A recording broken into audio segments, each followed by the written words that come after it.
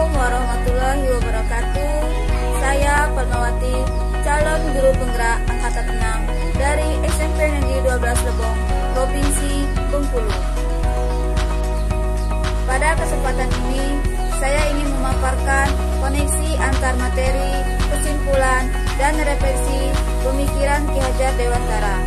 Ini merupakan tugas dari modul 1, yaitu tugas 1.1.A8. Nah, Bapak Ibu, di sini saya akan merefleksikan diri saya melalui 3 pertanyaan. Pertanyaan pertama, apa yang saya percaya tentang murid dan pembelajaran di kelas sebelum saya mempelajari modul Ki Hajar Dewantara? Pertanyaan kedua, apa yang berubah dari pemikiran atau perilaku saya setelah mempelajari modul Ki Hajar Dewantara ini? Dan pertanyaan yang ketiga, apa yang bisa segera saya lakukan atau saya terapkan lebih baik agar kelas saya mencerminkan pemikiran Ki Hajar Dewantara? Untuk pertanyaan pertama, saya percaya tentang murid dan pembelajaran di kelas sebelum saya mempelajari modul Ki Hajar Dewantara.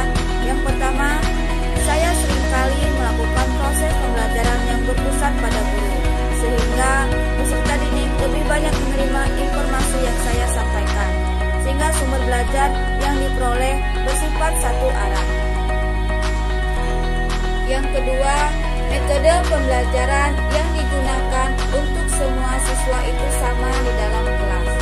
Siswa harus patuh mengikuti arahan guru, sehingga guru sebagai pusat pembelajaran atau teacher center learning, tanpa melihat karakteristik keunikan yang ada pada diri atau individu siswa. Yang ketiga, peserta didik kurang aktif dan kurang termotivasi dalam proses pembelajaran.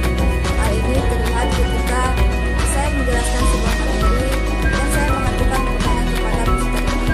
Anak-anak sampai di sini apakah ada yang ditanyakan? Anak-anak cenderung terlihat diam. Diamnya peserta didik ini ada 2 kemungkinan. Diam karena paham yang sudah dijelaskan, atau diam karena tidak paham dan tidak tahu apa yang ingin ditanyakan. Hal ini membuktikan bahwa peserta didik kurang aktif dan kurang termotivasi untuk belajar. Yang keempat yaitu saya sering kali merasa gagal apabila ada peserta didik yang tidak mengerti dan tidak tuntas pada sebuah materi pelajaran. Yang kelima yaitu tujuan utama saya mengajar peserta didik yaitu untuk ketuntasan pencapaian materi dan ketuntasan KKN. Padahal menurut Ki Hajar Dewantara, kita mengajar atau mendidik tidak hanya mentransfer ilmu saja, tetapi banyak hal yang mesti kita lakukan dalam menuntun peserta didik pada proses pembelajaran. Setelah mempelajari modul 1.1, ada perubahan dari pemikiran atau perilaku saya setelah mempelajari modul ini, yaitu saya kembali diingatkan dengan peran saya sebagai pendidik, di mana sejatinya kedudukan saya adalah sebagai pembimbing, sebagai motivator, sebagai pendamping, dan sebagai sahabat anak.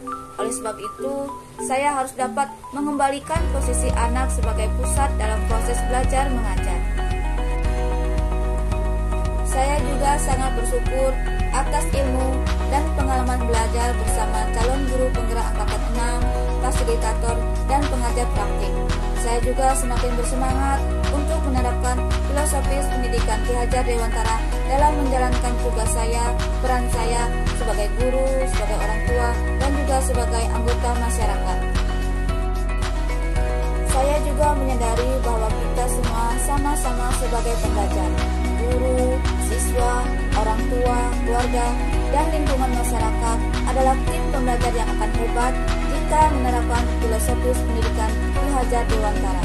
Ing Marso Suntulodo, Ing Madia Mangunkarsa, Tuturi Handayani, guna mencapai keselamatan dan kebahagiaan hidup setinggi-tingginya sebagai manusia dan juga bagian dari masyarakat. Untuk pertanyaan yang ketiga yaitu, apa yang bisa segera saya terapkan lebih baik agar kelas saya mencerminkan pemikiran Ki Hajar Dewantara? Yang pertama, mengidentifikasi karakteristik peserta didik, mulai dari kebiasaannya, gaya belajarnya, kemampuan menyerap materi pelajaran, bakat atau minatnya, juga meminta pendapat mereka tentang hal-hal yang menyebabkan ketidaknyamanan mereka untuk dapat belajar dengan baik. Yang kedua yaitu merancang pembelajaran yang sesuai dengan kebutuhan peserta didik dan melaksanakan pembelajaran yang bermakna, menyenangkan, dan merdeka.